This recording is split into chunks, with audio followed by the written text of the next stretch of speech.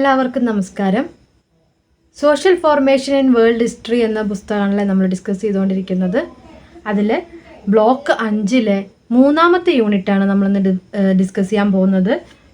New democracies in the post war second period, അതായത് second world വാറിന് ശേഷം ഉണ്ടായിട്ടുള്ള പുതിയ സ്വതന്ത്ര രാജ്യങ്ങളെക്കുറിച്ചാണ് നമ്മൾ ഡിസ്കസ് ചെയ്യുന്നത്. ഓക്കെ, അപ്പോൾ നമ്മൾ കൊളോണിയലിസത്തിനെ കുറിച്ചെല്ലാം ഡിസ്കസ് ചെയ്തു. അതിനുശേഷം സോഷ്യലിസത്തിൻ്റെ വരവിനെ കുറിച്ച് ഡിസ്കസ് ചെയ്തു. അങ്ങനത്തെ കാര്യങ്ങളൊക്കെ പറഞ്ഞിട്ടുണ്ടായിരുന്നു. അപ്പോൾ ബ്രിട്ടീഷ്, ഫ്രാൻസ്, നെതർലാൻഡ്സ് അങ്ങനെ ഒരുപാട് രാജ്യങ്ങളുടെ കോളനിയായിരുന്നു ഏഷ്യയിലും ആഫ്രിക്കയിലും രാജ്യങ്ങളെന്ന് പറയുന്നത്. അപ്പോൾ ഈ കോളനികളിൽ നിന്ന്, അതായത് കോളനിയാക്കപ്പെട്ട ഈ രാജ്യങ്ങൾ രണ്ടാം ലോക മഹായുദ്ധത്തിന് ശേഷം സ്വാതന്ത്ര്യം നേടുന്ന സ്ഥിതി ഉണ്ടായിട്ടുണ്ട്. അങ്ങനെ സ്വാതന്ത്ര്യം നേടിയ ചില രാജ്യങ്ങളുടെ കാര്യങ്ങളാണ് നമ്മൾ ഡിസ്കസ് ചെയ്യുന്നത്. ഈ കോളനിവൽക്കരണത്തിൽ ഏറ്റവും മുൻപന്തിയിൽ നിന്നിരുന്ന രാജ്യമായിരുന്നു ബ്രിട്ടൻ എന്ന് പറയുന്നത്. ബ്രിട്ടീഷുകാരുടെ ആയിരുന്നു ഏറ്റവും വലിയ കോളനിയായിട്ട് ഉണ്ടായിരുന്നത്. ഇന്ത്യ, ബർമ്മ, സിലോൺ, മലയ, ആഫ്രിക്ക അങ്ങനെ ഒരുപാട് ഐലാൻഡുകൾ ഈ ബ്രിട്ടീഷ് കോളനിയിൽ ഉണ്ടായിരുന്നു. ഫ്രാൻസിൻ്റെ ആയിരുന്നു പിന്നീട് ഏറ്റവും വലിയ കോളനികൾ ഉണ്ടായിരുന്നു. ഫ്രാൻസിൽ Indo China, Africa, west Indies തുടങ്ങിയവയൊക്കെ ഫ്രാൻസിൻ്റെ ആയിരുന്നു. അതുപോലെ പല കോളനികളും ഈ ഒരു കാലഘട്ടത്തിൽ ഒരു 16-ാം നൂറ്റാണ്ടിൽ തുടങ്ങി ഒരു 20-ാം നൂറ്റാണ്ട് വരെ നിലനിന്നിരുന്നു. നമുക്ക് കണക്കാക്കാം. 20-ാം നൂറ്റാണ്ടോട് കൂടിയിട്ടാണ്, 20-ാം നൂറ്റാണ്ടിൻ്റെ മധ്യം, അതായിരുന്നു 1945-ലാണ് രണ്ടാം ലോക യുദ്ധം അവസാനിക്കുന്നത്. അതിനുശേഷമാണ് ഓരോ രാജ്യങ്ങൾ സ്വാതന്ത്ര്യം നേടുന്നത്. ഇനി ബ്രിട്ടീഷ് കോളനീസ് എന്ന് പറയുമ്പോൾ ഇന്ത്യ ഉണ്ട്, പാകിസ്ഥാൻ ഉണ്ട്, Burma, Ceylon Sri Lanka, trans Jordan, Palestine, Sudan, Malaysia, Uganda, Kenya, Malawi, Guyana, south Yemen അങ്ങനെ തുടങ്ങിയ ഒരുപാട് രാജ്യങ്ങൾ, സിംബാബ്വെ തുടങ്ങിയ ഒരുപാട് രാജ്യങ്ങൾ ബ്രിട്ടൻ്റെ കയ്യിൽ നിന്ന് സ്വാതന്ത്ര്യം നേടിയെടുക്കുന്നുണ്ട്. ഇനി നമുക്ക് ബ്രിട്ടീഷ് കോളനീസ് ഇതാണെന്ന് പറഞ്ഞു. ഫ്രഞ്ച് കോളനീസുകൾ ഓരോ വർഷങ്ങളിൽ സ്വാതന്ത്ര്യം നേടുന്നു. സിറിയ 1946 സ്വാതന്ത്ര്യം നേടി. ഫ്രഞ്ച് കോളനീസിനെ കുറിച്ചാണ് പറഞ്ഞത്. ഫ്രാൻസ് കോളനി ആക്കപ്പെട്ട, ഫ്രാൻസിൻ്റെ കോളനിയായിട്ട് ഉണ്ടായിരുന്ന രാജ്യങ്ങൾ, അതിൽ സിറിയ 1946 സ്വാതന്ത്ര്യം നേടി. ഇന്തോ ചൈന 1954, മൊറോക്കോ, അതുപോലെ തന്നെ ട്യൂണേഷ്യ 1956, ഗുനിയ 1958, സെനഗൽ, ഐവറി കോസ്റ്റ്, മോറിറ്റേനിയ, അപ്പർ വോൾട്ട അങ്ങനത്തെ കുറച്ച് സ്ഥലങ്ങളുണ്ട്. ചാദ്, മദഗാസ്കർ, ഗാബൺ, മാലി, കാമറൂൺ, കൊങ്കോ, പിന്നെ സെൻട്രൽ ആഫ്രിക്കയിലെ സ്ഥലങ്ങൾ ടോഗോ, ദോഹമെ, ബെനിൻ തുടങ്ങിയവയൊക്കെ 1960-ലാണ് ഫ്രാൻസിൽ നിന്ന് മോചിതരാകുന്നത്. ഡച്ചിൻ്റെ പ്രധാന കേന്ദ്രമായിരുന്നു ഇന്തോനേഷ്യ അഥവാ ഈസ്റ്റ് ഇൻഡീസ് 1949-ലാണ് സ്വാതന്ത്ര്യം നേടുന്നത്. സൂരിനാം 1975, കോങ്കോ അതുപോലെ തന്നെ കോങ്കോനെ തന്നെ സേറ അറിയപ്പെടുന്നു 1960. Then Rwanda, Burundi 1962. അങ്ങനത്തെ സ്ഥലങ്ങളൊക്കെയാണ് ഡച്ചിൽ നിന്ന് സ്വാതന്ത്ര്യം നേടുന്നത്. ഇനി സ്പെയിൻ കോളനി ആയിരുന്നാണ് മൊറോക്കോ 1956 സ്വാതന്ത്ര്യം നേടുന്നു. ഗുനിയ 1968, പിന്നെ മൊറോക്കോൻ്റെ തന്നെ മറ്റ് ഭാഗങ്ങൾ 1969, സഹാറ മൊറോക്കോ പാർട്സൽ 1975. അങ്ങനെ പല സമയങ്ങളായിട്ട് സ്പാനിഷ് കോളനിയിൽ നിന്ന് ഇവരൊക്കെ മോചിതരാകുന്നുണ്ട്. പോർച്ചുഗീസ് കോളനി നിലനിന്നിരുന്നത് ഗുനിയയിൽ ഉണ്ടായിരുന്നു. അവർ 1976-ലാണ് സ്വാതന്ത്ര്യം നേടുന്നത്. അങ്കോളയിൽ, ദെൻ മൊസാംബിക്കോ 1975 സ്വാതന്ത്ര്യം നേടുന്നുണ്ട്. ഈസ്റ്റ് ടിമോർ 1975 സ്വാതന്ത്ര്യം നേടുന്നുണ്ട്. ഇറ്റാലിയൻ കോളനിയിൽ നിന്നും സ്വാതന്ത്ര്യം നേടിയ രാജ്യമാണ് എത്യോപ്യ 1947, ദെൻ ലിബിയ 1951, ഇറ്റാലിയൻ സൊമിലാൻഡ് 1960. ഇതൊക്കെയായിരുന്നു പോർച്ചുഗീസിൽ നിന്ന് അല്ലെങ്കിൽ ഇറ്റലിയിൽ നിന്ന് സ്വാതന്ത്ര്യം നേടിയ രാജ്യങ്ങൾ. ഇനി ഡീകോളനൈസേഷൻ എന്ന് പറയുന്നത് പല ആസ്പെക്റ്റിൽ, അതായത് കോളനികളെ മോചിപ്പിക്കുന്നത് പല രീതിയിൽ പറയുന്നുണ്ട്. ഒന്നെന്ന് പറഞ്ഞത് പ്രധാനമായിട്ടും രണ്ടാം ലോക യുദ്ധത്തിന് ശേഷം വലിയ രീതിയിലുള്ള സാമ്പത്തിക പ്രതിസന്ധി ഈ യൂറോപ്യൻ രാജ്യങ്ങൾ നേരിട്ടിട്ടുണ്ട്. കോളനികളിലെ ജനങ്ങൾക്ക് വേണ്ടുന്ന സൗകര്യങ്ങൾ ചെയ്തു കൊടുക്കാൻ അവർക്ക് സാധിക്കാത്തൊരു സ്ഥിതി വരുന്നു. അതൊന്നൊരു കാരണമായിരുന്നു. പിന്നീട് റഷ്യൻ റവല്യൂഷൻ, അതിൻ്റെയൊക്കെ ഭാഗമായിട്ടുള്ള socialist movements, UNO, United nation organisation എന്ന് പറഞ്ഞൊരു ഓർഗനൈസേഷൻ, ഇവയുടെയൊക്കെ പ്രവർത്തന ഫലമായിട്ട് എല്ലാ രാജ്യങ്ങളും സ്വതന്ത്രമാക്കപ്പെടണം എന്നുള്ള അവരുടെ ആശയപരമായിട്ടും പുതിയൊരു സ്വാതന്ത്ര്യം എന്ന രീതിയിലേക്ക് വരുന്നുണ്ട്. പിന്നെ ഓരോ കോളനികളിലും, ഓരോ ബ്രിട്ടൻ കോളനി ആയിക്കോട്ടെ, ഫ്രഞ്ച് കോളനി ആയിക്കോട്ടെ, ഓരോ രാജ്യങ്ങളിലും നാഷണലിസ്റ്റ് മൂവ്മെൻറ്റ്സ് നടന്നിട്ടുണ്ടായിരുന്നു. അപ്പോൾ ഇങ്ങനത്തെ ഒരുപാട് കാരണങ്ങളുടെ പശ്ചാത്തലത്തിലാണ് ഡീകോളനൈസേഷൻ എന്ന് പറയുന്നൊരു സംഭവം നടന്നിട്ടുള്ളത്. അതിൽ ആദ്യത്തേതാണ് ബാക്ക്ഗ്രൗണ്ട് ഓഫ് നാഷണലിസ്റ്റ് മൂവ്മെൻറ്റ്. പല രീതിയിലുള്ള സ്വാതന്ത്ര്യ സമരങ്ങളുടെ ഭാഗമായിട്ട് പല രാജ്യങ്ങളിലും സ്വാതന്ത്ര്യം ലഭിച്ചിട്ടുണ്ട്. ഏഷ്യയിൽ ഇപ്പം ഇന്ത്യയിൽ തന്നെ ഒരുപാട് സ്വാതന്ത്ര്യ സമര പോരാട്ടങ്ങൾ ഉണ്ടായിട്ടുണ്ട് അല്ലേ, അതിൻ്റെ ഭാഗമായിട്ടുണ്ടായിട്ടുണ്ട്. ദെൻ ഫോറിൻ ശക്തികളെ പൂർണ്ണമായിട്ടും ഇല്ലാതാക്കിക്കൊണ്ട് ഒരു സ്വയംഭരണം ഉണ്ടാക്കുക എന്നുള്ളത് ഒരു പ്രധാന ലക്ഷ്യമായിരുന്നു. അതിന് വേണ്ടുന്ന ക്യാമ്പയിനിങ് കാര്യങ്ങളൊക്കെ അവർ നടത്തിയിട്ടുണ്ടായിരുന്നു. പിന്നെ സെക്കൻഡ് വേൾഡ് വാറിന് ശേഷം വലിയ രീതിയിലുള്ള സാമ്പത്തിക പ്രതിസന്ധി ഉണ്ടായി എന്നൊക്കെ പറഞ്ഞല്ലേ, അങ്ങനത്തെ ഒരുപാട് കാര്യങ്ങൾ ഉണ്ടായിട്ട് അങ്ങനെ പല കാര്യങ്ങൾ കൊണ്ടാണ് പല രാജ്യങ്ങളിലും സ്വാതന്ത്ര്യം എന്ന് പറയുന്നത്. പ്രധാനപ്പെട്ട ഒന്നാണ് നാഷണലിസ്റ്റ് മൂവ്മെൻ്റ് എന്ന് പറയുന്നത്. ആഫ്രിക്കയിൽ ആദ്യമായിട്ട് സ്വാതന്ത്ര്യം നേടുന്ന ഒരു British territory Ghana. Then second world വാറിന് ശേഷം ഇമ്പീരിയലിസം അല്ലെങ്കിൽ കോളനി വൽക്കരണം എന്ന് പറയുന്ന ആശയത്തിന് ചോർച്ച സംഭവിക്കുകയും അത് കൃത്യമായി നടപ്പിലാക്കാൻ പറ്റാത്ത സ്ഥിതി ഉണ്ടാവുകയും ചെയ്തിട്ടുണ്ടായിരുന്നു. ഇനി അതിനുശേഷം യൂറോപ്പ് 1945 ശേഷം യൂറോപ്പിൻ്റെ പ്രാധാന്യം കുറയുകയും പകരം USA ആൻഡ് USSR ഒരു പ്രധാന ശക്തികളായിട്ട് ഉയർന്നു വരികയും ചെയ്തു. അങ്ങനെ യൂറോപ്പ് എന്ന് പറയുന്ന നഗരത്തിൻ്റെ പ്രാധാന്യം ഇല്ലാതാവുന്ന സ്ഥിതിയും മറ്റ് രണ്ട് രാജ്യങ്ങൾ പ്രധാന നഗരങ്ങളായിട്ട് ഉയർത്തെഴുന്നേൽക്കുന്ന ഒരു സ്ഥിതിയും ഉണ്ടായിട്ടുണ്ട്. അപ്പോൾ ഇതും ഇത്തരത്തിൽ കൊളോണൈസേഷൻ ഇല്ലാതാക്കാനുള്ള കാരണമായിരുന്നു. പിന്നെ UNO തന്നെ ഡിമാൻഡ് ചെയ്തിട്ടുണ്ട്, ഒരു ഇമ്പീരിയലിസം എന്ന് പറയുന്ന ഒരു പോളിസി നടപ്പിലാക്കാൻ സാധിക്കില്ല എന്ന് ആര് പറയുന്നുണ്ട്? UNO, യുണൈറ്റഡ് നേഷൻ ഓർഗനൈസേഷൻ തന്നെ പറയുന്നുണ്ട്. ദെൻ ആൻറ്റി ഇമ്പീരിയലിസ്റ്റ് മൂവ്മെൻറ്റ്സ് ഒരുപാട് നടന്നിട്ടുണ്ട്.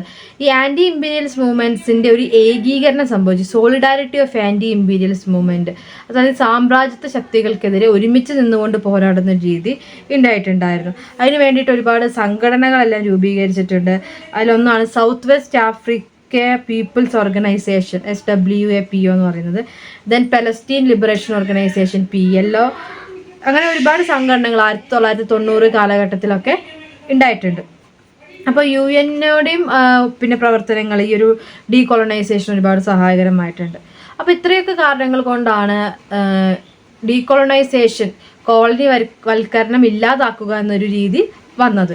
ഓക്കെ, അത്രയും മനസ്സിലായിട്ടുണ്ടാവും അല്ലേ. ഇനി അടുത്തത് രണ്ടാം ലോക യുദ്ധത്തിന് ശേഷം പൊളിറ്റിക്സിലുണ്ടായിട്ടുള്ള ഡെവലപ്മെൻറ്റ്സ്, ഏഷ്യൻ പൊളിറ്റിക്സിലുണ്ടായിട്ടുള്ള ഡെവലപ്മെൻറ്റ്സ് എന്തൊക്കെയാണെന്ന് നമുക്കൊന്ന് ഡിസ്കസ് ചെയ്യാം. ഏഷ്യൻ പൊളിറ്റിക്സ് എന്ന് പറയുമ്പോൾ അവിടെ ഇന്ത്യ, പാകിസ്ഥാൻ, ബംഗ്ലാദേശ്, അങ്ങനെ ഒരുപാട് രാജ്യങ്ങളുണ്ടല്ലോ, ചൈന, അതൊക്കെ ഉണ്ട്. അപ്പോൾ ഏഷ്യൻ പൊളിറ്റിക്സിലുണ്ടായിട്ടുള്ള മാറ്റങ്ങളെക്കുറിച്ച് നമുക്ക് ഡിസ്കസ് ചെയ്യാം. അതിൽ 1947 സ്വാതന്ത്ര്യം നേടിയിട്ടുള്ളതാണ് ഇന്ത്യയും പാകിസ്ഥാനും ഒരുമിച്ചൊരു ടെറിട്ടറി ആയിരുന്നു. It's divided into India and Pakistan in the year 1947. അതിൽ ഇന്ത്യ ഒരു ഡെമോക്രാറ്റിക് രാജ്യമായിട്ട്, ജനാധിപത്യ രാജ്യമായിട്ട് തുടർന്നപ്പോൾ പാകിസ്ഥാൻ ഒരു മിലിറ്ററി രാജ്യമായിട്ട്, സൈനിക രാജ്യമായിട്ട് തുടരുകയാണ് ഉണ്ടായത്. ബർമ്മ പിന്നീട് മ്യാൻമാർ എന്നാക്കി. ബർമയിലൊരു ആക്ടിവിസ്റ്റ് ആയിരുന്നു ഓങ് സാൻ സുസൂക്കിയ. അദ്ദേഹം നോബൽ പ്രൈസ് എല്ലാം മേടിച്ചിട്ടുള്ള ഒരു ആക്ടിവിസ്റ്റ് എല്ലാമായിരുന്നു. സമാധാനത്തിന് നോബൽ സമ്മാനം നേടിയിട്ടുള്ളത്. അദ്ദേഹം 6 വർഷത്തോളം മ്യാൻമാറിൽ തടവിലാവുകയും പിന്നീട് ഒക്കെയാണ് ബർമ്മ, സിലോൺ 1947 ബർമ്മയും സിലോൺ എന്ന് വെച്ചാൽ ശ്രീലങ്കയൊക്കെ സ്വാതന്ത്ര്യം നേടിയതിന് ശേഷമാണ് ഇവർ ഇയാളെ മോചിപ്പിക്കുകയൊക്കെ ചെയ്യുന്നത്. അതും UN ഒക്കെ ഇടപെട്ടിട്ടാണ് ഈ മോചനം എല്ലാം സംഭവിക്കുന്നത്. ദെൻ മലയ ഇൻഡിപെൻഡൻ്റ് ആകുന്ന 1957. മലേഷ്യ, അതുപോലെ തന്നെ സാബ, സരാവക്ക്, സിംഗപ്പൂര് തുടങ്ങിയ രാജ്യങ്ങളെല്ലാം ചേർന്നുകൊണ്ട് മലേഷ്യൻ ഫെഡറേഷൻ എന്ന് പറഞ്ഞൊരു അസോസിയേഷനും രൂപീകരിക്കുന്നുണ്ട്. 1963 ഈ മലേഷ്യൻ ഫെഡറേഷൻ രൂപീകരിക്കുന്നത്. അതിനുശേഷം 1965 സിംഗപ്പൂർ ഇതിൽ നിന്നാണ് വിട്ടുവന്നിട്ട് സിംഗപ്പൂർ സ്വയം പ്രഖ്യാപിത സ്വതന്ത്ര രാജ്യമായി മാറുകയും ചെയ്തിട്ടുണ്ടായിരുന്നു. അങ്ങനെ ഒരുപാട് മാറ്റങ്ങൾ ഈ ഒരു കാലഘട്ടത്തിൽ ഏഷ്യൻ പൊളിറ്റിക്സിൽ ഉണ്ടായിട്ടുണ്ട്. നമുക്ക് മേജറായിട്ടുള്ള ചില ട്രെൻഡ്സ് നോക്കാം. ഇന്ത്യ ആൻഡ് പാകിസ്ഥാൻ ഇമ്പോർട്ടൻ്റ് ആയിട്ട് നമ്മൾ അറിഞ്ഞിരിക്കേണ്ട കാര്യമാണ്. ഇന്ത്യയും പാകിസ്ഥാനും ഒരുമിച്ചുണ്ടായിരുന്ന രാജ്യങ്ങളാണ് അല്ലേ, ഒരുമിച്ചൊരു ടെറിട്ടറി ആയിട്ടുണ്ടായ രാജ്യങ്ങളാണ്. 1947 സ്വാതന്ത്ര്യം നേടുന്ന സമയത്ത് ഒരു കോൺഫ്ലിക്റ്റ്, വലിയൊരു തർക്കം ഉണ്ടായിരുന്നു. 1945 മുതൽക്ക് തന്നെ തർക്കങ്ങൾ ഉണ്ടായിരുന്നു. മുസ്ലിംസിന് പ്രത്യേക രാജ്യം, ഹിന്ദുക്കൾക്ക് പ്രത്യേക രാജ്യം എന്നിങ്ങനെയുള്ള കോൺഫ്ലിക്റ്റും കാര്യങ്ങളൊക്കെ ഉണ്ടായിരുന്നു. അതിൻ്റെ ഭാഗമായിട്ടാണ് കോൺഫ്ലിക്റ്റുകൾ ഉണ്ടായിട്ടുള്ളത്. ഇന്ത്യയും പാകിസ്ഥാനും തമ്മിൽ വിഭജിക്കുക എന്നത് മൗണ്ട് ബാറ്റൻ പ്ലാൻ പ്രകാരം തീരുമാനിക്കുകയും അങ്ങനെ ഇന്ത്യ ആൻഡ് പാകിസ്ഥാൻ വിഭജിക്കാൻ തീരുമാനിക്കുകയും ഉണ്ടായി. അതിൽ ഇന്ത്യയിൽ അന്നുണ്ടായ തീരുമാനം എന്ന് പറഞ്ഞാൽ പോവാൻ താല്പര്യമുള്ളവർക്കെല്ലാം പോവാം, ഇന്ത്യയിൽ ആർക്കും ജാതി മതഭേദമന്യേ തുടരാം എന്നുള്ള തീരുമാനമാണ് ഉണ്ടായിട്ടുള്ളത്. അങ്ങനെയാണ് ഇന്ത്യ ആൻഡ് പാകിസ്ഥാൻ എന്നുള്ള വിഭജനം ഉണ്ടായിട്ടുള്ളത്. ഇവിടെ ആഫ്റ്റർ ദി ഡിവിഷൻ അല്ലെങ്കിൽ ആ വിഭജനത്തിന് ശേഷം അല്ലെങ്കിൽ വിഭജനത്തിൻ്റെ സമയത്തിലായിട്ടും പ്രധാനമായിട്ടും 4 യുദ്ധങ്ങളാണ് നടന്നിട്ടുള്ളത്. ഒന്ന് 1948 നടന്നിട്ടുണ്ട്, ദെൻ 1965 നടന്നിട്ടുണ്ട്, 1971 നടന്നിട്ടുണ്ട്, ദെൻ 1999 നടന്നിട്ടുണ്ട്. 1999 അത്രയും വർഷങ്ങളാണ് 4 യുദ്ധങ്ങൾ നടന്നിട്ടുള്ളത്. 1947 ഇന്ത്യ വിഭജന സമയം എന്ന് പറയുന്നത് ഇന്ത്യ കണ്ടതിൽ വെച്ച് ഏറ്റവും മോശമായിട്ടുള്ളൊരു സാഹചര്യം കൂടിയായിരുന്നു. വേഴ്സ്റ്റ് സിറ്റുവേഷൻ ആയിരുന്നു. അന്ന് ഹിസ്റ്റോറിയൻസ് പറയുന്നത്, ഇപ്പോൾ ഫ്രീഡം അറ്റ് മിഡ് നൈറ്റ് എന്ന പുസ്തകത്തിലൊക്കെ അവർ പറയുന്നത് ഇന്ത്യയിൽ ഒഴുകുന്ന 5 പ്രധാന നദികൾ, പഞ്ചാബിൽ ഒഴുകുന്ന 5 നദികൾ, ജലം, ബയാസ്, ആ നദികൾ അത് രക്തത്തിൻ്റെ ബ്ലഡിൻ്റെ കളറിലാണ് ഒഴുകിക്കൊണ്ടിരുന്നതെന്നാണ്. കാരണം ചോരയിൽ കുളിച്ചിട്ടാണ് അവിടുത്തെ പുഴകൾ ഒഴുകിയിരുന്നതെന്നാണ് പറഞ്ഞത്. അത്രയും മോശം അവസ്ഥയായിരുന്നു ആ വിഭജന സമയത്ത് ഇന്ത്യയിലും നടന്നിട്ടുള്ളത്. അതായത് വിഭജനത്തിൻ്റെ പേരിൽ ഹിന്ദു, മുസ്ലിം, സിഖുകാർ തമ്മിൽ പരസ്പരം ഏറ്റുമുട്ടുന്ന ഒരു സ്ഥിതി തന്നെ ഉണ്ടായിട്ടുണ്ടായിരുന്നു. അപ്പം പലരും പാകിസ്ഥാനിലേക്ക് പോകാനുള്ള ശ്രമങ്ങൾ നടത്തുന്നു, പാകിസ്ഥാനിൽ ഇങ്ങോട്ട് വരാനുള്ള ശ്രമങ്ങൾ നടത്തുന്നു. അതിൻ്റെ ഭാഗമായിട്ട് ട്രെയിനുകൾ കത്തിക്കുക, ആളുകളെ കൊന്നൊടുക്കുന്നൊരു സ്ഥിതിയായിരുന്നു അന്നുണ്ടായിരുന്നത്. അപ്പം ഡിവിഷൻ ടൈം വിഭജന സമയം എന്ന് പറയുന്നത് തന്നെ ഏറ്റവും മോശപ്പെട്ടൊരു സമയമായിരുന്നു ഇന്ത്യയിലും പാകിസ്ഥാനിലും. ആദ്യത്തെ യുദ്ധം പിന്നീട് വിഭജനത്തിന് ശേഷമാണ് ഉണ്ടായിട്ടുള്ളത്. അത് കാശ്മീരിനെ ചൊല്ലിയിട്ടുള്ള തർക്കത്തിൻ്റെ പേരിലാണ് ആദ്യത്തെ യുദ്ധം ഉണ്ടായിട്ടുള്ളത്. സെക്കൻഡ് യുദ്ധം നടക്കുന്ന 1965 ഇതും കാശ്മീരിൻ്റെ അവകാശത്തെ ചൊല്ലി നടക്കുന്നതാണ്. മൂന്നാമത്തെ യുദ്ധം, തേർഡ് യുദ്ധം നടക്കുന്നത് ബംഗ്ലാദേശുമായി ബന്ധപ്പെട്ടിട്ടാണ് 1971. അങ്ങനെ ഇന്ത്യ പാകിസ്ഥാൻ യുദ്ധം നടന്നു. അതിനൊരു കാര്യങ്ങളല്ലാണ്ട് എന്താണെന്ന് വെച്ച് കഴിഞ്ഞാൽ പാകിസ്ഥാൻ വിഭജിക്കുന്ന സമയത്ത് ഇന്ത്യയും പാകിസ്ഥാനുമായിട്ട് വിഭജിച്ചപ്പോൾ പാകിസ്ഥാൻ എന്ന് പറയുന്നത് വെസ്റ്റ് പാകിസ്ഥാനുമുണ്ട്, ഈസ്റ്റ് പാകിസ്ഥാനുമുണ്ട്. ഓക്കെ, ഈസ്റ്റ് പാകിസ്ഥാൻ എന്ന് പറയുന്നത് നമ്മൾ ജിയോഗ്രഫിക്കലായിട്ട് ആലോചിക്കണം. ഇന്ത്യയുടെ വെസ്റ്റ് ഭാഗം എന്ന് പറയുന്നത് ഏതാണ്? ഇന്നത്തെ പാകിസ്ഥാൻ എന്ന് പറയുന്നതാണ് വെസ്റ്റ് പാകിസ്ഥാൻ. ഈസ്റ്റ് എന്ന് പറയുമ്പോൾ എവിടെയാണ് വരുന്നത്? നമ്മുടെ അരുണാചൽ പ്രദേശ്, ആ ഒരു പ്രദേശമാണ് വരുന്നത്. അരുണാചൽ പ്രദേശിന് താഴോട്ട്, അതായത് ഇപ്പോൾ മേഘാലയ, മിസോറാം അങ്ങനെ ആ ഒരു ഭാഗമില്ല, അതാണ് ഈസ്റ്റിലായിട്ട് വരുന്നത്. അപ്പോൾ അവിടെ ബംഗ്ലാദേശ് നിലനിൽക്കുന്ന സ്ഥലം, അതാണ് ഈസ്റ്റ് പാകിസ്ഥാൻ എന്ന് പറയുന്നത്. പിന്നീടാണ് ബംഗ്ലാദേശ് ഉണ്ടാവുന്നത്. 1947 ഉണ്ടായിരുന്നത് വെസ്റ്റ് പാകിസ്ഥാനും ഈസ്റ്റ് പാകിസ്ഥാനുമാണ്. ഓക്കെ, മനസ്സിലായി. 1947 വിഭജന സമയത്ത് ഈസ്റ്റ് പാകിസ്ഥാനും ഉണ്ടായിരുന്നു, ഈസ്റ്റ് പാകിസ്ഥാനും ഉണ്ടായിരുന്നു, വെസ്റ്റ് പാകിസ്ഥാനും ഉണ്ടായിരുന്നു. ഓക്കെ, ഇനി ഇതിൽ വെസ്റ്റ് പാകിസ്ഥാൻ രണ്ടിലും മുസ്ലിം മെജോറിറ്റി തന്നെയാണ് ഉണ്ടായിരുന്നത്. വെസ്റ്റ് പാകിസ്ഥാൻ അവിടെയായിരുന്നു എല്ലാവിധ കാര്യങ്ങളും എല്ലാം നടന്നിട്ടുണ്ടായിരുന്നു. അതേസമയം ഈസ്റ്റ് പാകിസ്ഥാനിന് പിന്നീട് ബംഗ്ലാദേശ് എന്നറിയപ്പെട്ട സ്ഥലത്തിന് കൃത്യമായിട്ടുള്ള യാതൊരുവിധ ആനുകൂല്യങ്ങളും കാര്യങ്ങളും ഒന്നും ലഭിക്കുന്നില്ല. വെസ്റ്റ് പാകിസ്ഥാനിലാണ് എല്ലാം ഉള്ളത്. അപ്പോൾ ഈസ്റ്റിന് വേണ്ടത്ര ഇത് ലഭിക്കാത്തത് കൊണ്ട് തന്നെ ഈസ്റ്റിൻ്റെ ഇടയ്ക്ക് ഒരു പ്രൊട്ടസ്റ്റ് ഉണ്ടാവുകയും ഈസ്റ്റ് പാകിസ്ഥാന് ഒരു പ്രത്യേക രാജ്യമാവണം എന്നുള്ള കാര്യങ്ങൾ വരികയും അങ്ങനെയൊക്കെ ഉണ്ടായിട്ടുണ്ടായിരുന്നു. അതിൻ്റെ ഭാഗമായിട്ടാണ് ഈസ്റ്റ് പാകിസ്ഥാനിൽ പ്രശ്നങ്ങൾ ഉണ്ടാവുകയും ഇന്ത്യ ഈസ്റ്റ് പാകിസ്ഥാനെ സപ്പോർട്ട് ചെയ്യാൻ തയ്യാറാവുകയും ചെയ്യുന്നത്. അതിൻ്റെ അടിസ്ഥാനത്തിൽ ഈസ്റ്റ് പാകിസ്ഥാനിൽ ഇന്ത്യയുടെ ഇടപെടലുണ്ടായി. ഇന്ത്യൻ സൈന്യം അവിടെ ചെല്ലുന്നു, യുദ്ധങ്ങൾ നടക്കുന്നു. അങ്ങനെയാണ് 1971 മൂന്നാമത്തെ ഇന്തോ പാകിസ്ഥാൻ യുദ്ധം ഉണ്ടാവുകയും അതിൽ ഇന്ത്യ ജയിക്കുകയും ഇന്ത്യ ജയിച്ചതിൻ്റെ ഭാഗമായിട്ട് ബംഗ്ലാദേശ് എന്ന് പറയുന്ന ഒരു രാജ്യം, ഈസ്റ്റ് പാകിസ്ഥാൻ മാറി ബംഗ്ലാദേശ് എന്ന് പറയുന്ന ഒരു രാജ്യം രൂപീകരിക്കുകയും ചെയ്യുന്ന ഒരു സ്വതന്ത്ര രാജ്യം. അതാണ് അവിടെ ഉണ്ടായിട്ടുള്ള കാര്യം എന്ന് പറയുന്നത്. ഓക്കെ, ഇനി നെക്സ്റ്റ് യുദ്ധം ഉണ്ടാകുന്ന 1999 തന്നെയാണ്. കാശ്മീർ വിഷയവുമായി ബന്ധപ്പെട്ടുകൊണ്ട് കാശ്മീരിൽ ഒരുപാട് ഗ്രൂപ്പ്സ് ഉണ്ട്. അവർ കാശ്മീരിൽ അന്ന് ഉണ്ടായിരുന്നതിൽ ടെററിസ്റ്റ് ഗ്രൂപ്പുകളുണ്ട്. കാശ്മീരിനെ സ്വതന്ത്ര രാജ്യമാക്കണം എന്ന് പറയുന്ന ടെററിസ്റ്റ് ഗ്രൂപ്പുകളുണ്ട്. അതേസമയം പാകിസ്ഥാൻ്റെ ഇൻവോൾവ്മെൻ്റ് ഉള്ള കാശ്മീരിലുണ്ട്. അതായത് പാകിസ്ഥാൻ അധിനിവേശ പ്രദേശങ്ങളുണ്ട് കാശ്മീരിൽ. അങ്ങനത്തെ മറ്റ് രാജ്യങ്ങളിൽ അധിനിവേശമുള്ള പ്രദേശങ്ങൾ കാശ്മീരിലുണ്ട്. അപ്പോൾ അവരുടെ കുറേ സംഘടനകളുണ്ട്. അപ്പോൾ ഇത്തരത്തിൽ വിവിധങ്ങളായ സംഘടനകൾ കാശ്മീരിലുണ്ടായിരുന്നു. അപ്പോൾ ഇവരുടെ എല്ലാം പ്രശ്നങ്ങൾ അന്ന് ഉണ്ടായിരുന്നു. അങ്ങനെയാണ് 1999 കാർഗിൽ യുദ്ധം, കാർഗിൽ വെച്ചിട്ടാണ് യുദ്ധം നടക്കുന്നത്. കാർഗിൽ യുദ്ധം എന്നാണ് അത് അറിയപ്പെടുന്നത്.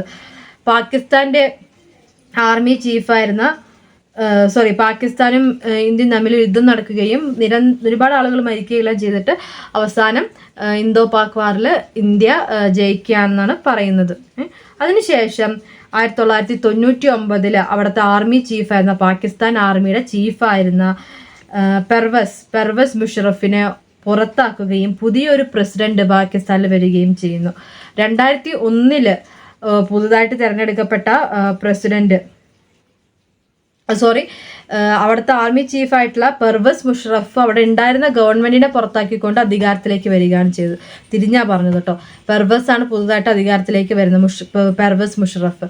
പിന്നീട് 2001 പെർവസ് മുഷറഫ് പാകിസ്ഥാനെ പ്രതിനിധീകരിച്ചുകൊണ്ടും അടൽ ബിഹാരി വാജ്പേയി, അന്നത്തെ ഇന്ത്യൻ പ്രൈം മിനിസ്റ്റർ ആയിരുന്നു അടൽ ബിഹാരി വാജ്പേയി ഇന്ത്യ പ്രതിനിധീകരിച്ചുകൊണ്ടും കരാറ് കൊണ്ടുവരും.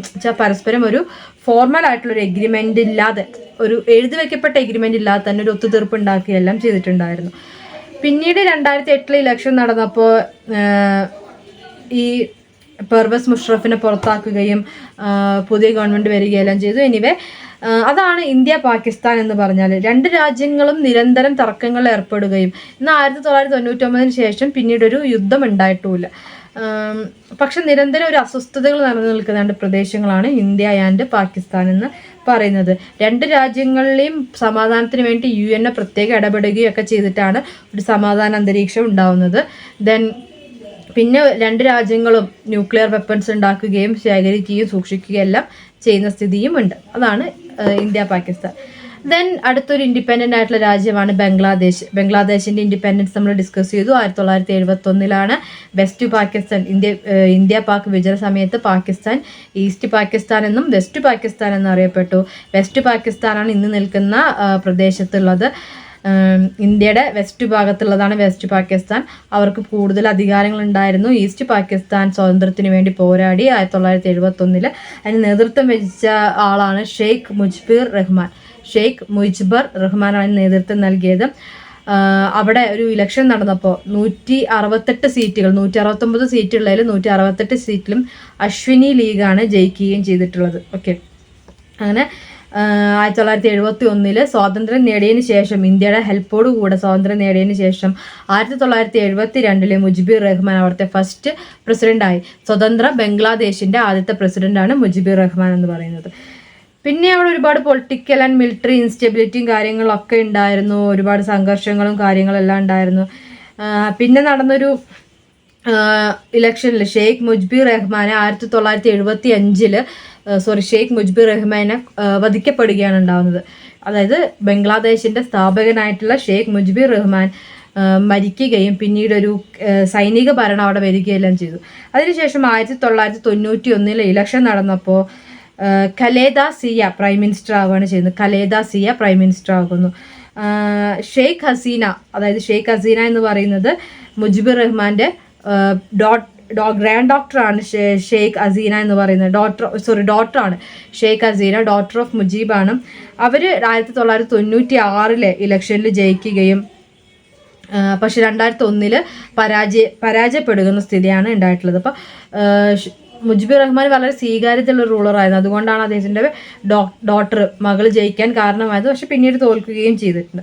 പിന്നീട് 2006 ഇലക്ഷൻസ് ഒന്നും നടന്നിട്ടില്ല. ഒരു കെയർ ടേക്കർ ഗവൺമെൻറ്, എല്ലാ കാര്യങ്ങളും നോക്കുന്ന ഒരു ഗവൺമെൻറ് ഉണ്ടായിരുന്നെങ്കിലും ഇലക്ഷൻ ഒന്നും നടന്നിട്ടില്ല. പക്ഷെ അശ്വിനി ലീഗ് വളരെ ശക്തമായിട്ട് അവിടെ നിലനിൽക്കുകയും ചെയ്തിട്ടുണ്ട്. ഇനി അതായിരുന്നു ബംഗ്ലാദേശ് എന്ന് പറഞ്ഞാൽ. അടുത്തത് സിംഗപ്പൂർ ഇൻഡിപെൻഡൻ്റ് ആകുന്ന 1959 അവിടെ പ്രൈം മിനിസ്റ്റർ ആയിരുന്നത് ലീ ക്വാൻ യു ആണ്. ലീ ക്വാൻ യു ആണ് അവിടെ പ്രൈം മിനിസ്റ്റർ ആയിട്ടുണ്ടായിരുന്നത്. അതിനുശേഷം ഫെഡറേഷൻ ഓഫ് മലേഷ്യ രൂപീകരിക്കുകയും ഫെഡറേഷൻ ഓഫ് മലേഷ്യ അത് മുന്നോട്ട് വെക്കുന്നത് തുർക്കു അബ്ദുൾ റഹ്മാനാണ്. അതിൻ്റെ ഭാഗമായിട്ട് ഫെഡറേഷൻ ഓഫ് മലേഷ്യ 1963 ഫോം ചെയ്യുകയും ചെയ്തു. പിന്നീട് സിംഗപ്പൂർ അതിൽ നിന്ന് റിസൈൻ ചെയ്തിട്ട് 1965 സിംഗപ്പൂർ അതിൽ നിന്ന് റിസൈൻ ചെയ്യുകയാണ് ഉണ്ടാവുന്നത്. ദെൻ അവിടുത്തെ എക്കണോമിക് പ്രോഗ്രസ്സിന് വേണ്ടി ഒരുപാട് പരിശ്രമങ്ങൾ നടത്തിയിട്ടുണ്ട്. അങ്ങനത്തെ people's action party 1990 people's action പാർട്ടിയുടെ പ്രവർത്തനങ്ങളെല്ലാം അവിടെ വരുന്നുണ്ട്. അങ്ങനെ സിംഗപ്പൂരിൻ്റെ ഒരു ഹിസ്റ്ററി എന്ന് പറഞ്ഞാൽ പോവർട്ടിയിൽ നിന്ന് പ്രോസ്പിരിറ്റിയിലേക്ക്, ദാരിദ്ര്യത്തിൽ നിന്ന് മേന്മയിലേക്ക് എത്തിയ ഒരു രാജ്യമാണ് സിംഗപ്പൂർ എന്ന് പറയുന്നത് അല്ലേ. സിംഗപ്പൂർ ഇപ്പോൾ എന്ന് പറഞ്ഞാൽ ഏറ്റവും മികച്ച രാജ്യങ്ങളൊന്നായിട്ട് നിലനിൽക്കുകയാണ്. പക്ഷേ ആദ്യകാലത്ത് അതിനൊരു വളരെ മോശപ്പെട്ട ഒരു സ്ഥിതി, പോവർട്ടിയുടെ ഒരു അങ്ങേയറ്റം അവിടെ ഉണ്ടായിരുന്നു താനും. അതാണ് സിംഗപ്പൂർ എന്ന് പറയുന്നത്. ഇനി ഇന്തോനേഷ്യയെ കുറിച്ച് പറയുകയാണെങ്കിൽ, ഇന്തോനേഷ്യ എന്ന് പറഞ്ഞാൽ സൗത്ത് ഏഷ്യയിലെ ലാർജസ്റ്റ് വളരെ വലിയൊരു രാജ്യമാണ്. അവിടെ ഭരണത്തിൽ വന്നത് നാഷണൽ പാർട്ടിയാണ്. 1927 നാഷണൽ പാർട്ടി അധികാരത്തിലേക്ക് വന്നു. നാഷണൽ പാർട്ടിയിൽ നിന്ന് ലീഡ് ചെയ്തത് 2 പേരായിരുന്നു, doctor Sukarno and doctor Hatta. Doctor Sukarno and doctor ഹത്ത.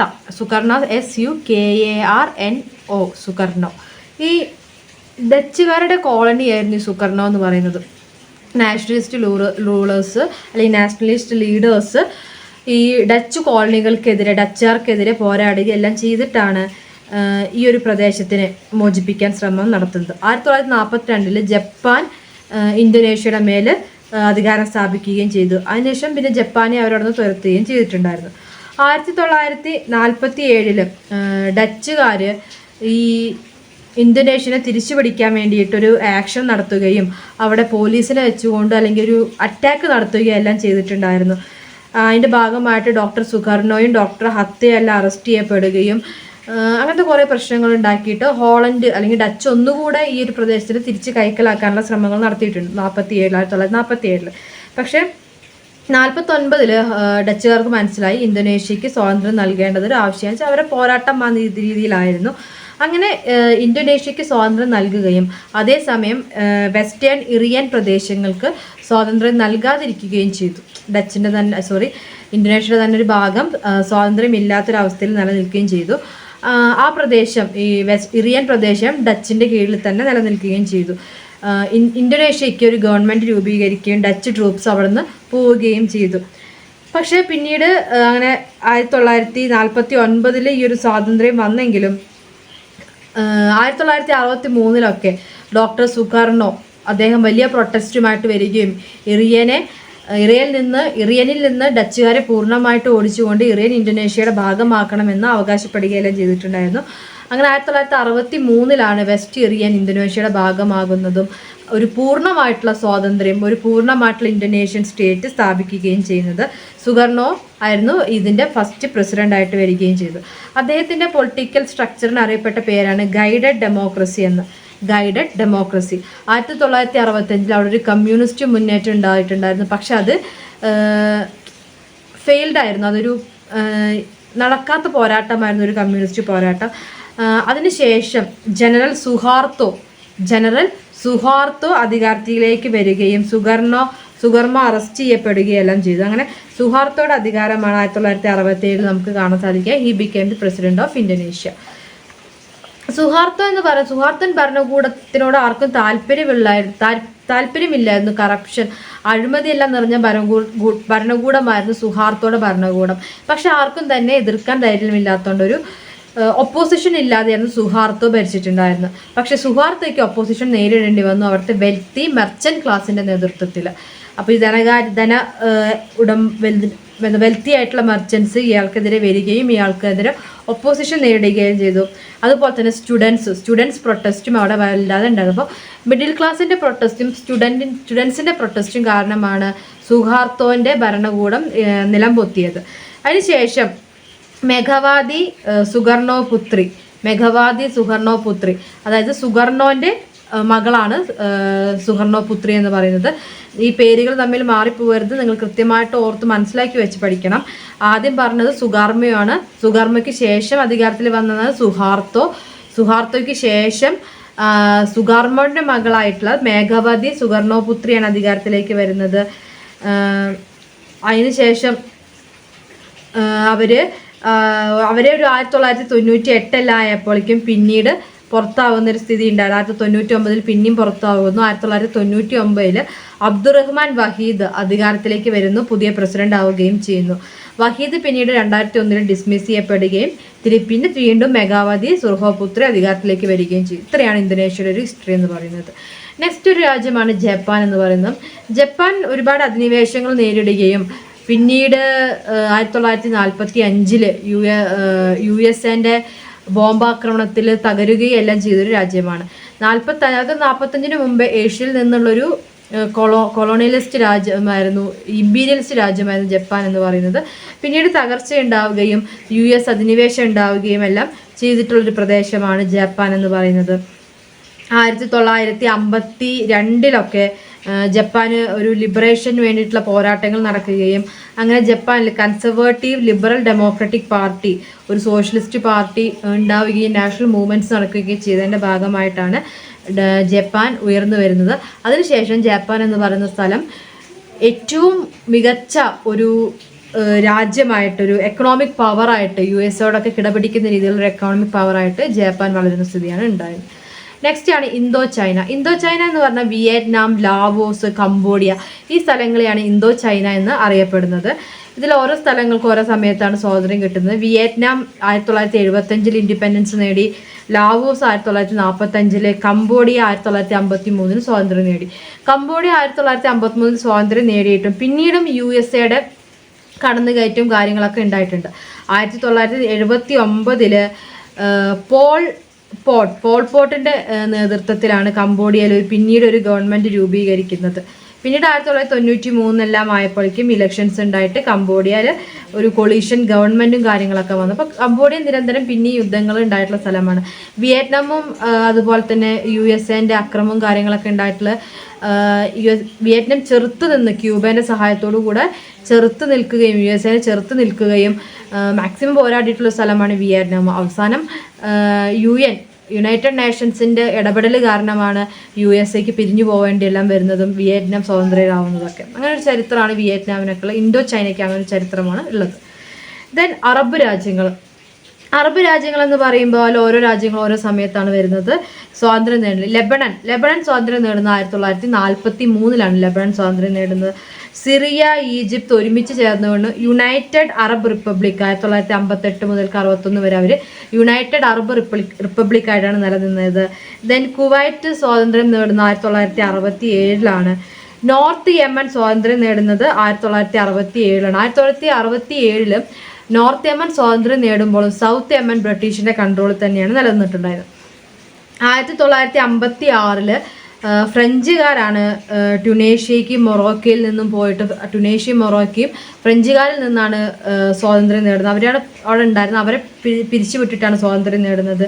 ലിബിയ ഒരു മിലിറ്ററി രാജ്യമാണ്, ഒരു മൊണാർക്കിയൽ രാജ്യം, കിരീടാവകാശം നിൽക്കണം, രാജഭരണം വന്നു 1951 ലിബിയയിൽ. പിന്നീട് അത് മാറിയിട്ട് ഒരു റിപ്പബ്ലിക്കൻ ഭരണം വരുന്നു 1969. ഇനി ഈ അറബ് രാജ്യങ്ങളിൽ പലസ്തീൻ്റെ രൂപീകരണത്തിന് ശേഷം ഇസ്രായേലിൻ്റെ രൂപീകരണത്തോട് കൂടിയിട്ടാണ് പലസ്തീൻ ഇഷ്യൂ അറബിൽ വരുന്നത്. നമുക്കറിയാം, നിരന്തരം നമ്മൾ അറിയുന്ന ഒരു വിഷയം, വളരെ കണ്ടംപററി ആയിട്ട് നടന്നുകൊണ്ടിരിക്കുകയാണ് ഇസ്രായേൽ പലസ്തീൻ ഇഷ്യൂസ് എന്ന് പറയുന്നതും. ഇസ്രായേൽ വളരെ ചെറിയൊരു രാജ്യമായിരുന്നു, പിന്നീട് പലസ്തീനിനെ ആക്രമിക്കുന്നു, അങ്ങനെ ഒരു വലിയ രാജ്യമാവുകയാണ് ചെയ്യുന്നത്. അതിൻ്റെ ഭാഗമായിട്ട് ഒരുപാട് മൂവ്മെൻറ്റ്സ് പലസ്തീനിൽ നിന്ന് നടക്കുന്നുണ്ട്. പലസ്തീൻ ലിബറേഷൻ മൂവ്മെൻറ്റ് ഒരുപാട് നടക്കുന്നുണ്ട്. യാസർ അറാഫത്ത് ഒരു പലസ്തീൻ ലീഡറാണ്. യാസർ അറാഫത്ത് പലസ്തീൻ്റെ ഒരു ലീഡറാണ്. ഗറില്ല മോഡൽ യുദ്ധങ്ങൾ നടത്തിയിട്ടാണ് ഇവർ ഇസ്രായേലുമായിട്ട് പിടിച്ചു നിൽക്കുകയൊക്കെ ചെയ്തത്. അവരുടെ ചെയർമാൻഷിപ്പിൽ രൂപീകരിച്ചതാണ് പലസ്റ്റീനിയൻ ലിബറേഷൻ മൂവ്മെൻറ്റ്, PLO എന്ന് പറയുന്നത്, പലസ്റ്റീനിയൻ ലിബറേഷൻ മൂവ്മെൻറ്റ്. അതിനുശേഷം ഒരുപാട് ചർച്ചകൾ, നിരന്തരം UN ചർച്ചകളും കാര്യങ്ങളൊക്കെ നടക്കുന്നുണ്ട്. പക്ഷേ USA ആണ് ഇസ്രായേലിന് വേണ്ടുന്ന എല്ലാവിധ സഹായങ്ങളും തുടക്കം മുതൽക്കേ ചെയ്തു കൊടുക്കുന്നത്. സാമ്പത്തികമായിട്ടും ആയുധങ്ങളായിട്ടും ഒക്കെ USA ആണ് സഹായങ്ങൾ ചെയ്തു കൊടുക്കുന്നത്. അത് ഇന്നും അങ്ങനെ തന്നെ തുടർന്നുകൊണ്ടിരിക്കുകയാണ്. നിരവധി ചർച്ചകളും എഗ്രിമെൻറ്റ്സും കാര്യങ്ങളൊക്കെ നടന്നിട്ടും അത് ബ്രേക്ക് ആവും, പിന്നെയും യുദ്ധം നടക്കും അല്ലേ. വളരെ കണ്ടംപററി ആയിട്ട് കഴിഞ്ഞ കുറേ കാലങ്ങളായിട്ട് ഇസ്രായേൽ പലസ്തീൻ വിഷയങ്ങൾ നമ്മൾ ദിവസേന കാണുന്നതാണ്. അവിടെ ഉണ്ടാകുന്ന സംഭവങ്ങൾ, അവിടുത്തെ ആശുപത്രികൾ ആക്രമിച്ച് കുട്ടികളെ കൊല്ലുന്നത്, ഒരു അഭയാർത്ഥി ക്യാമ്പിന് നേരെ ആക്രമണം നടത്തുന്നത്, അങ്ങനെ വലിയൊരു വിഷയം തന്നെ ഇപ്പോഴും നടന്നുകൊണ്ടിരിക്കുന്നതാണ്. അറബിൻ്റെ ഏറ്റവും വലിയൊരു പ്രശ്നമാണ് ഇസ്രായേൽ പലസ്തീൻ വിഷയം എന്ന് പറയുന്നത്. ഓക്കെ, അതാണ് അറബ് കൺട്രീസിലെ ഒരു സെനാരിയോ എന്ന് പറയുന്നത്. അടുത്ത് നമുക്ക് ഡിസ്കസ് ചെയ്യാനുള്ളതാണ് ആഫ്രിക്കൻ സെനാരിയോ. ആഫ്രിക്കയിൽ അറബ് രാജ്യങ്ങളിൽ പറഞ്ഞു, ഇനി ആഫ്രിക്കൻ സെനാരിയോ എങ്ങനെയായിരുന്നു നമുക്ക് നോക്കാം. ആഫ്രിക്കൻ സെനാരിയോയിൽ പറയുകയാണെങ്കിൽ ആഫ്രിക്കയിലെ സ്റ്റുഡൻസിനൊക്കെ, വിദ്യാർത്ഥികളൊക്കെ അതിർത്തികൾക്കപ്പുറം നിന്നുകൊണ്ട് ആഫ്രിക്കയിലെ എല്ലാവരും കൂടെ ചേർന്നുകൊണ്ടൊരു കൂട്ടായ്മ വേണമെന്ന് ആഗ്രഹിക്കുന്നത്. പാൻ ആഫ്രിക്കനിസം എന്നാണ് ഇതിനറിയപ്പെട്ടത്. പാൻ ആഫ്രിക്കനിസം വേണമെന്നാണ് അവർ വിചാരിച്ചിരുന്നത്. സ്റ്റുഡൻസിനൊക്കെ വളരെ താല്പര്യം ഉണ്ടായിരുന്നു. പാൻ ആഫ്രിക്കനിസം ആ ഒരു ആശയം മുന്നോട്ട് വയ്ക്കുന്ന ജമൈക്കൻ മാർക്കസ് ഗാർവെയാണ് ഇതിനൊരു ആശയം മുന്നോട്ട് വയ്ക്കുന്നത്. It means federation United States of Africa എന്നാണ് ഇതിൽ മുന്നോട്ട് വയ്ക്കുന്നത്. അങ്ങനെ പാൻ ആഫ്രിക്കനിസം എന്നൊരു ആശയം മുന്നോട്ട് വെച്ചിട്ടാണ് ഇവർ നാഷണലിസ്റ്റ് മൂവ്മെൻറ്റ്സ്, കൊളോണിയലിസത്തിനെതിരെ ആൻറ്റി കൊളോണിയൽ നാഷണലിസ്റ്റ് മൂവ്മെൻറ്റ്സ് തുടങ്ങുന്നത്. ഇനി അതിൽ ഓരോ രാജ്യങ്ങളെ പ്രധാനമായിട്ട് നമുക്ക് കുറച്ച് കാര്യങ്ങൾ പറഞ്ഞു പോവാം, വളരെ ചുരുങ്ങിയ കാര്യങ്ങൾ. അൾജീരിയ ഫ്രഞ്ച് ഒക്യുപ്പേഷൻ നിലനിന്ന സ്ഥലമാണ്. 1830കളിൽ തന്നെ ഫ്രഞ്ചുകാർ ആധിപത്യം സ്ഥാപിച്ചിരുന്നു. ഇതിനെ എതിർത്തുകൊണ്ട് വന്നൊരു സംഘടനയാണ് national liberation front of Algeria, FLN എന്ന് പറയുന്നത്. അവരൊരു സ്വന്തമായിട്ട് ആർമി രൂപീകരിക്കുകയും 8 ലക്ഷത്തിലധികം മെമ്പേഴ്സ് അതിൽ ഉണ്ടാവുകയും ചെയ്തു. ഈ FLN നേതൃത്വത്തിലാണ് ഫ്രാൻസിനെതിരെ 1958 റിവോൾട്ട് നടക്കുന്നതും യുദ്ധം നടക്കുന്നതും. അങ്ങനെ അൾജീരിയ ഒരു സ്വാതന്ത്ര്യം നേടുന്ന അവസ്ഥയിലേക്ക് എത്തുന്നതല്ല. 1962 ഈ അൾജീരിയ ഒരു ഇൻഡിപെൻഡൻസ് ആവുന്ന സമയത്ത് FLN എതിർത്തുകൊണ്ട് മറ്റൊരു സംഘടന വരികയും 1962 ഡി ഗൗലെ എന്ന് പറയുന്ന അവരുടെ ഗവൺമെൻറ്, ഗൗലയുടെ ഗവൺമെൻറ് 1962 ഗൗലയുടെ ഗവൺമെൻറ് ഈ FLN നാഷണൽ ലിബറേഷൻ ഫ്രണ്ടിനെ എതിർത്തുകൊണ്ട് വരികയും അങ്ങനെ ഒരു എഗ്രിമെൻറ്റിൻ്റെ അടിസ്ഥാനത്തിൽ അൾജീരിയയ്ക്ക് ഇൻഡിപെൻഡൻസ് കിട്ടുകയും ഫ്രാൻസിൽ നിന്ന് അൾജീരിയ സ്വാതന്ത്ര്യം നേടുകയുമാണ് ചെയ്യുന്നത്. ജൂലൈ 3, 1962 അൾജീരിയ ഇൻഡിപെൻഡൻസ് സ്വാതന്ത്ര്യം നേടുകയും ചെയ്യുന്നത് ഫ്രാൻസിൽ നിന്ന്. ഓക്കെ, ഇനി കെനിയയിൽ ഒരുപാട് ഫ്രീഡം മൂവ്മെൻറ്റ്സ് ഉണ്ടായിട്ടുണ്ട്. അതിൻ്റെ ഭാഗമായിട്ട് Kenya African union 1943 Kenya African union സ്ഥാപിക്കുകയും മൗ റിബലിയൻ എന്ന് പറഞ്ഞൊരു യുദ്ധം 1952 നടക്കുകയെല്ലാം ചെയ്തിട്ടുണ്ടായിരുന്നു. അവിടെ ഉണ്ടായിരുന്നത് ബ്രിട്ടീഷ് അധിനിവേശമാണ് അവിടെ ഉണ്ടായിരുന്നത്. ഈ മൗ റിബലിയനൊക്കെ ബ്രിട്ടീഷുകാരാണ് അടിച്ചമർത്തുകയെല്ലാം ചെയ്യുന്നത്. അങ്ങനെ അവസാനം 1964 കെനിയ സ്വാതന്ത്ര്യം നേടുന്നത്. ജോമോ കെനിയേറ്റ ആയിരുന്നു ആദ്യത്തെ പ്രസിഡന്റ്. ജോമോ കെനിയേറ്റ 1964. ദെൻ സിംബാബ്വേയിലെ പ്രശ്നം എന്താണെന്ന് വെച്ചിട്ടുണ്ടെങ്കിൽ സിംബാബ്വേയിൽ ഒരു ഗ്രൂപ്പ് ഓഫ് വെളുത്ത വർഗ്ഗക്കാരുണ്ടായിരുന്നു, വൈറ്റ്സ്. ഈ വൈറ്റ്സ് ബ്ലാക്സ് ഇഷ്യൂ ഭയങ്കര തീവ്രമായിരുന്നു. അപ്പോൾ ഈ ഗ്രൂപ്പ് ഓഫ് വൈറ്റ്സ് ഉണ്ടായിരുന്നു. ഈ വൈറ്റ് സെറ്റിലേഴ്സ് എന്ന് പറയുന്നത് ഒരു കുറഞ്ഞ വിഭാഗവും അതേസമയം മെജോറിറ്റിയാണ് ബ്ലാക്ക് സെറ്റിലേഴ്സ് എന്ന് പറയുന്നത്. ഈ വൈറ്റ് സെറ്റിലേഴ്സിന് ബ്ലാക്ക് സെറ്റിലേഴ്സിൻ്റെ കയ്യിലേക്ക് അധികാരം പോകുമോ എന്നുള്ള പേടി കാരണം അവരൊരു തീവ്ര വിഭാഗമായിട്ട് നിലനിൽക്കുകയായിരുന്നു. വൈറ്റ് സെറ്റിലേഴ്സ് 1965 ഇയാൻ സ്മിത്തിൻ്റെ നേതൃത്വത്തിൽ അധികാരം പിടിച്ചെടുക്കുകയാണ് ചെയ്യുന്നത്. ബ്ലാക്സിന് അവർ കൃത്യമായിട്ടുള്ളൊരു അവകാശം നൽകുകയും ചെയ്തിട്ടില്ല. അതിനുശേഷം ഒരുപാട് മൂവ്മെൻറ്റ്സ് ഒക്കെ നടത്തിയിട്ട് യൂണിലാറ്ററൽ ഡിക്ലറേഷൻ ഓഫ് ഇൻഡിപെൻഡൻസ് എന്ന് പറയുന്ന ഒരു പ്രസ്താവന കൊണ്ടുവരികയെല്ലാം ചെയ്യുന്നു. അതിനെല്ലാം ശേഷം 1980കളിലാണ് അവിടെ ഒരു സ്വതന്ത്രമായിട്ടുള്ള പൊതു ഇലക്ഷൻ നടത്തുന്നത്. അതുവരെ ഈ വൈറ്റ്സിന് മാത്രമായിരുന്നു ഇലക്ഷനിലൊക്കെ റെപ്രസെൻറ്റേഷൻ ഉണ്ടായിരുന്നു. മെജോറിറ്റി വരുന്നത് ബ്ലാക്സ് ആയതുകൊണ്ട് അവർ ഇലക്ഷന് സമ്മതിക്കുകയും ചെയ്തിരുന്നില്ല. അവസാനം 1980 അവിടെ ഇലക്ഷൻ നടക്കുന്നത്. നാഷണലിസ്റ്റ് പാർട്ടി വിജയിക്കുകയും ചെയ്യുന്നുണ്ട്. അതാണ് സിംബാബ്വേൻ്റെ ഒരു ചരിത്രം എന്ന് പറയുന്നത്. സിംബാബ്വേനെ സദേൺ റൊഡേഷ്യ എന്നാണ് അറിയപ്പെടുന്നത്. അവിടെ നിന്നൊരു പ്രദേശമാണത്. ദെൻ ആഫ്രിക്കയിൽ ഇത്തരത്തിൽ ഈ കൊളോണിയലിസം 1960-കളൊക്കെ ആയപ്പോഴേക്കും ആഫ്രിക്കയിൽ കൊളോണിയലിസം എന്ന് പറയുന്ന ആശയം പല കാലഘട്ടത്തിലായിട്ട് അവസാനിക്കുകയാണ്. ഏറ്റവും അവസാനമായിട്ട് ഇത് കിട്ടുന്നൊരു രാജ്യം എന്ന സ്വാതന്ത്ര്യത്തിലേക്ക് എത്തുന്നത് സൗത്ത് ആഫ്രിക്ക ആയിരുന്നു നമുക്ക് പറയേണ്ടി വരും. ദെൻ അടുത്ത് നമുക്ക് ഡിസ്കസ് ചെയ്യാനുള്ളത് കോങ്കോയിൽ എങ്ങനെ ഡെമോക്രാറ്റിക് റിപ്പബ്ലിക് വന്നതെന്ന്. ഡെമോക്രാറ്റിക് റിപ്പബ്ലിക് ഓഫ് കോങ്കോ പെട്രീസ് ലുമൂബയുടെ നേതൃത്വത്തിലാണ് ഈ ഡെമോക്രാറ്റിക് റിപ്പബ്ലിക് ഓഫ് കോങ്കോ വരുന്നത്. അദ്ദേഹമായിരുന്നു ആദ്യത്തെ പ്രസിഡന്റ് 1960. അതിലൊരു പ്രൊവിൻസ് ആയിരുന്നു, ഒരു പ്രവിശ്യ ആയിരുന്നു കഥാങ്ക എന്ന് പറയുന്നത്. ഈ കഥാങ്കേൻ്റെ മീതെ എന്താ പറയുക വെസ്റ്റേൺ കമ്പനികൾ, പാശ്ചാത്യ വെസ്റ്റേണേഴ്സ് കമ്പനികൾ തുടങ്ങുകയും അങ്ങനെ അധികാരം അവിടെ പിടിച്ചെടുക്കുന്ന ഒരു സ്ഥിതിയെല്ലാം ഉണ്ടായിരുന്നു. UNO യുണൈറ്റഡ് നേഷൻസ് ട്രൂപ്സിനെ അയച്ചിട്ട് സഹായിക്കുകയാണ് ചെയ്യുന്നത്. ഈ എന്താ പറയുക ഈ പ്രവിശ്യനെ, കഥാങ്ക പ്രവിശ്യനെ സഹായിക്കുകയാണ് ചെയ്യുന്നത്. പക്ഷെ ലുമാംബ അവിടുത്തെ പ്രസിഡന്റ് ആയിരുന്ന ലുമാംബേനെ ഹെൽപ്പ് ചെയ്യാനോ ലുമാംബേനെ രക്ഷിക്കാനോ സാധിച്ചില്ല. ലുമാംബ കൊല്ലപ്പെടുകയാണ് ചെയ്യുന്നത്. അത്തരമൊരു ചരിത്രമാണ് കഥാങ്കയ്ക്കുള്ളത്. മറ്റൊരു പ്രധാന പ്രവിശ്യയായിരുന്നു അങ്കോളയിൽ അവിടുത്തെ ഗവൺമെൻറ്റിനെ നിയന്ത്രിച്ചിരുന്നത് അഗസ്റ്റീനോ നീറ്റോ ആയിരുന്നു. അഗസ്റ്റീനോ നീറ്റോ എന്ന് പറഞ്ഞ ആളാണ് അങ്കോളനെ നിയന്ത്രിച്ചിരുന്നത്. അങ്കോളയിൽ ഇതുപോലെ യുണൈറ്റഡ് സ്റ്റേറ്റ്സിൻ്റെ, അമേരിക്കയുടെ ഒരു അധിനിവേശം ഉണ്ടായിട്ടുണ്ടായിരുന്നു. ആ സമയത്ത് ക്യൂബയുടെ സഹായമാണ് ഉണ്ടായിട്ടുള്ളത്. ക്യൂബയുടെ സഹായത്തോടു കൂടിയിട്ടാണ് അങ്കോള പിടിച്ചു നിൽക്കുകയും ചെയ്തത്. പിന്നെ UNO യുണൈറ്റഡ് നേഷൻ ഓർഗനൈസേഷൻ ഇടപെടുകയും ക്യൂബ പിന്തിരിഞ്ഞു പോവുകയും USA പിന്തിരിഞ്ഞു പോകുന്ന സ്ഥിതിയാണ് ഉണ്ടായിട്ടുള്ളത്. ഇതാണ് ഡെമോക്രാറ്റിക് റിപ്പബ്ലിക് ഓഫ് കോങ്കോനെ കുറിച്ച് നമുക്ക് പറയാനുള്ളത്.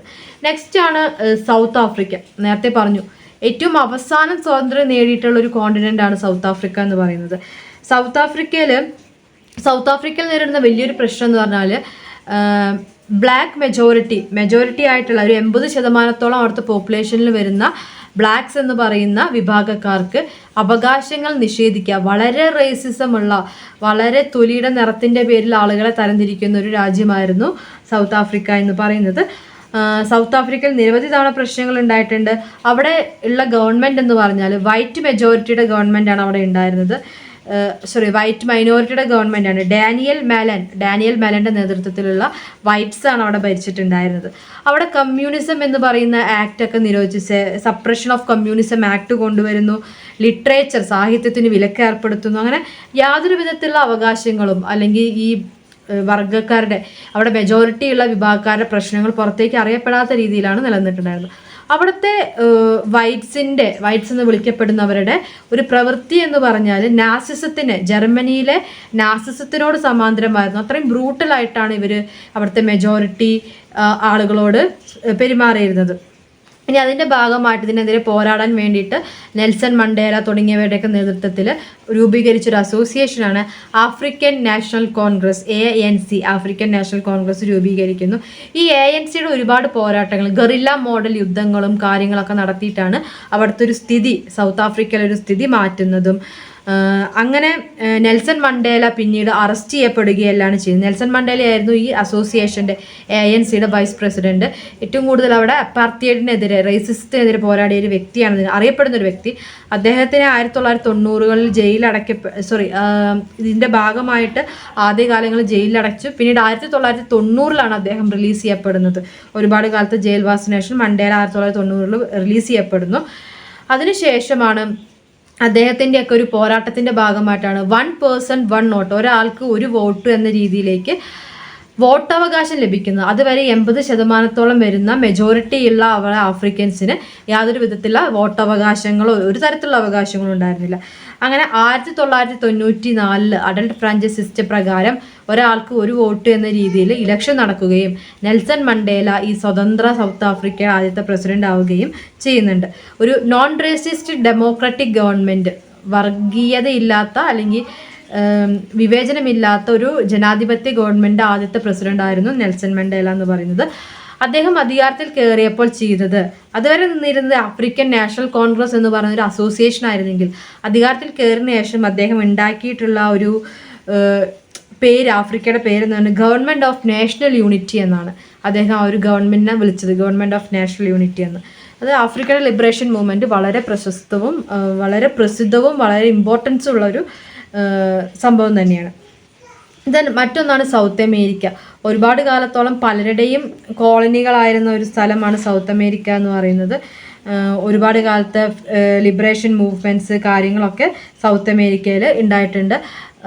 അതിന് ശേഷമാണ് ലാറ്റിൻ അമേരിക്കൻ പ്രദേശങ്ങൾ സ്വാതന്ത്ര്യത്തിലേക്ക് നേടുന്നത്. രണ്ടാം ലോകയുദ്ധത്തിന് ശേഷമാണ് അവരും സ്വാതന്ത്ര്യത്തിലേക്ക് നേടുന്നത്.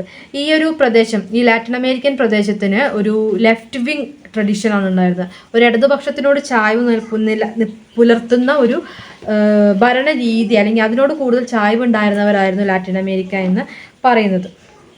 മെക്സിക്കോ, ക്യൂബ അങ്ങനെ തുടങ്ങുന്ന ഒരുപാട് രാജ്യങ്ങൾ. ഇനി അതിലൊരു ഇമ്പോർട്ടൻ്റ് ആയിട്ട് കുറച്ച് കാര്യങ്ങളാണ് ഗൗതേമല എന്ന് പറയുന്നത് 1944 അവിടെ ഒരു റിഫോമിസ്റ്റ് ഗവൺമെൻറ് വരുന്നതും അതിന് നേതൃത്വം നൽകുന്നത് ജക്കോബോ അർബനസ് ഗുസ്മാൻ ആണ്. നേതൃത്വം നൽകുന്നത്.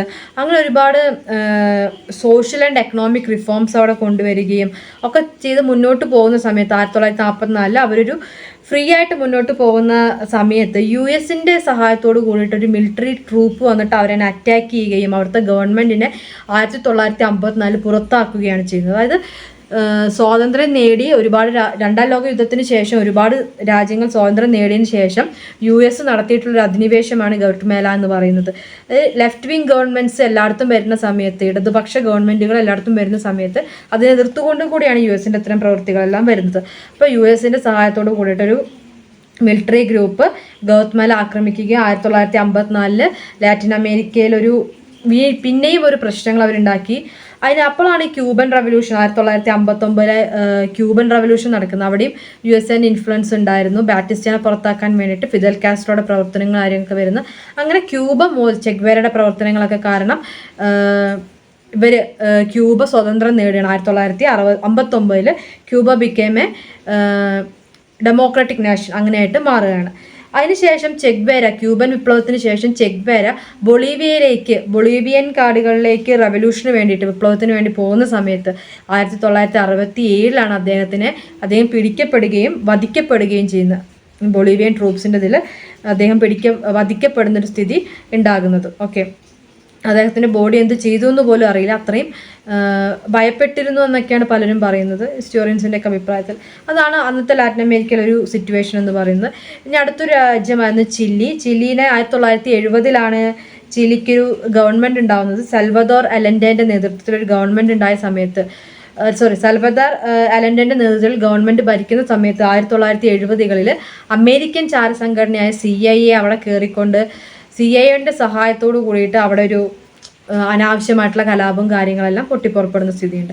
അപ്പോൾ ഇതൊക്കെ എന്താ പറയുക, അനാവശ്യമായിട്ട് സൗത്ത് അമേരിക്കൻ രാജ്യങ്ങളിൽ ആഫ്റ്റർ ഇൻഡിപെൻഡൻസ് സ്വാതന്ത്ര്യം കിട്ടിയതിന് ശേഷം അമേരിക്ക അടക്കമുള്ള രാജ്യങ്ങൾ ഇടപെടുന്നതിൻ്റെ ഒരു ചരിത്രം കൂടെ നമുക്കിവിടെ കാണാൻ സാധിക്കും. അനാവശ്യ ഇടപെടലുകളാണ് ഈ ഗൗതമേല, ചില്ലി തുടങ്ങിയ പ്രദേശങ്ങളിലൊക്കെ തുടങ്ങിയ രാജ്യങ്ങളൊക്കെ നമുക്ക് കാണാൻ സാധിക്കുന്നത്. ഇനി ഇപ്പോഴും ഇത്തരം ഒരു അധിനിവേശങ്ങൾ ഇപ്പോൾ USA-ൻ്റെ ഉണ്ട്, ഇപ്പോൾ ചൈനയുടെ ഒരുപാട് അധിനിവേശ പ്രശ്നങ്ങളൊക്കെ ഉണ്ട്. കണ്ടംപററി ആയിട്ട് നമുക്ക് ചിന്തിക്കാം അല്ലേ.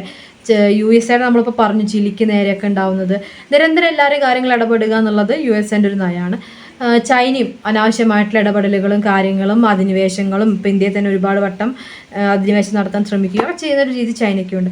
കുറേയൊക്കെ UN-ൻ്റെ പ്രവർത്തനങ്ങൾ, യുണൈറ്റഡ് നേഷൻ ഓർഗനൈസേഷൻ്റെ പ്രവർത്തനങ്ങൾ വഴിയാണ് രാജ്യത്ത് വലിയ ഒരുപാട് പ്രശ്നങ്ങൾ ഉണ്ടെങ്കിലും ഒരു യുദ്ധം എന്ന നിലയിലേക്കൊക്കെ പോവാതെ ഇപ്പോഴും ഈ ഒരു രീതിയിൽ പിടിച്ചു നിൽക്കുന്നത് UN ഒക്കെ ഉള്ളത് കൊണ്ട് തന്നെയാണ്.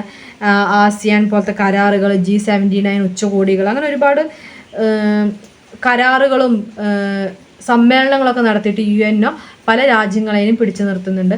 എന്നിട്ട് പോലും ഇസ്രായേൽ പലസ്തീൻ യുദ്ധങ്ങളും തർക്കങ്ങളൊക്കെ ഇന്നത്തെ സിനാരിയോയിൽ നടക്കുന്നുണ്ട്. ഇതാണിപ്പോൾ ഒരു വേൾഡ് ഹിസ്റ്ററിയുടെ വിവിധ കാലഘട്ടങ്ങളിലായിട്ടുള്ള സോഷ്യൽ ചേഞ്ചസിൽ നമുക്ക് പറയാനുള്ളത്.